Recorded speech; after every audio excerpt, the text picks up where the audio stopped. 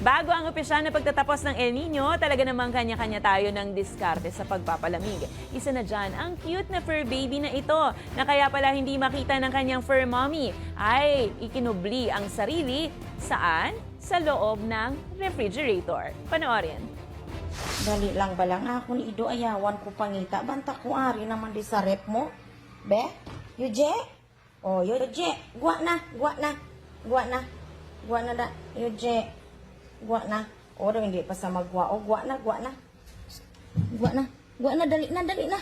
Tama na ng perkon. Dali na. Perkon ka pangarip na, di. Dali na. Gwa na. Kita mo, hindi pa sa magwa. O, tanawa yung bala, hindi pa sa magwa. O, gwa na. Tama na. Di na. Nainitan siya eh. Kung kayo ay may kwentong kakaiba, mga kwento ng pag-ibig o storya ng inspirasyon at pag-asa, maaari niyo itong ibahagi. Sumali sa ating Facebook group na Balitang A to Z, panoorin ang replay ng ating programa at sundan ang ating social media pages, hanapin ang Balitang A to Z. Ang ating pabaong quote of the night ngayong Biyernes ay mula sa isang interior designer na si Joanna Gaines. Para sa kanya, ang oras na magkakasama bilang pamilya ay maituturing na isang regalo.